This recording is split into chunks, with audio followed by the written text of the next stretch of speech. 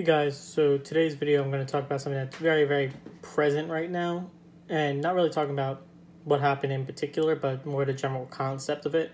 And that's in Minneapolis, Minnesota, there was a murder of I'll use the word murder and the way I see it, but murder of a black man by a police officer during an apprehension, not really an arrest, well, it might have been an arrest. I don't really know the details to that extent.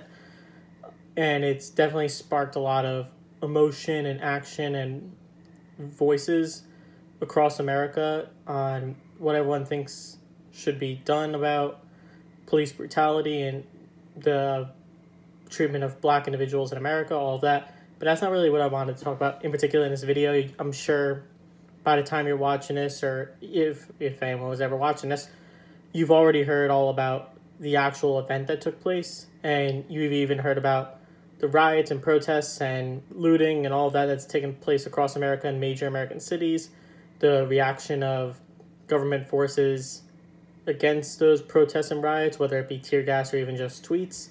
And again, that's not really the point of this video. The point of this video I wanted to bring up is the fact that one of the major sticking points for a lot of people that has been shared around social media has been, in times of injustice, silence is siding with the oppressors, something along those lines. I'm misquoting that a little bit. But the general concept is that if you don't speak up or say something, then you're on the side of the oppressors just by not saying anything, basically being a bystander like you learned about when you were talking about bullying in elementary school or whatever. And that's something that I think the concept is good, but I think the way people are applying it is a little off. By the word silence, I think it's more of being completely blind and not doing anything about the actions that are taking place. And I think a lot of people are shifting that to be more of a call out for social, like audibly speaking up whenever you can to fight oppression. And I think that ultimately comes down to a personal preference of how you feel you could best influence a situation based on your set of skills. For example, with me personally, I'm not really I wouldn't talk about politics on here that much, but in my case, I side more on the side of having fair treatment for black individuals, and that there has definitely been some mistreatment by them, specifically from police forces, and that there has to be adjustments in police departments across America to rectify the long-standing issues that they've had. With that being said, my platform, the fact that I don't really use social media, I don't think my position should be to go onto social media and just start sharing the same things that I've seen 1,000 times on my social media feed. I think that there's some benefits to really bombarding social media when it comes to quotes and facts and information, and even just bringing awareness to issues. That's a great use of social media a lot of times. But for me personally, with how little social media activity I have, also with how my voice is respected among my peers, which is minimally, there's not a lot of people that would hear what I have to say and really think something specific of it. It wouldn't affect how they think of anything. So in my case, the way I've taken action has been behind the scenes and things like donating, and just there's like I'm trying to find out the right word, not petitions, there we go.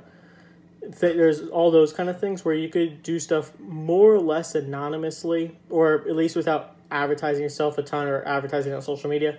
I've been doing a lot of that kind of side of things, and of course staying informed. That's always my biggest thing, is regardless of what your position is, you need to be informed about all sides of the position before you could truly take a stance, and even then you have to recognize all sides of an issue, whether you agree with the other side at all or not.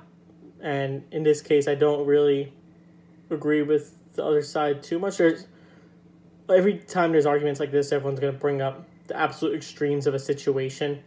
For example, a very, I guess we'll call it right-wing conservative argument to the, oh, all police officers are terrible is, that's statistically not possible. It's not that every single police officer is terrible. That's just a bad use of wording, but the overall concept that a vast majority of police officers are terrible, that might be a stretch. And the way that a lot of right-wing conservative individuals have fought against that is they find a singular police officer, usually a police officer of color, to talk about the issue from their perspective. And it's just a lot of back and forth. What I'm trying to make as a point, because this video is getting long, I want to cut it off, is that I don't think you need to audibly speak up to stand for an issue and to do what's right and to fight what you consider evil and injustice in the world. I don't think everyone's meant to be a voice. Your actions can speak louder than voices in many, many cases. So I think maybe it's just how I was seeing some people take the quote of being silent in the times of injustice leads to you siding with oppressors. I saw a few people take that in what I think is the wrong way, and that was the point I was trying to make in this video. And in my opinion, just reposting the same posts over and over that has been posted a million times, yes, it brings awareness and solidarity and all that, but I don't feel a need to, what I call, add to the noise of social media. So with that being said, I'm wrapping the video up here.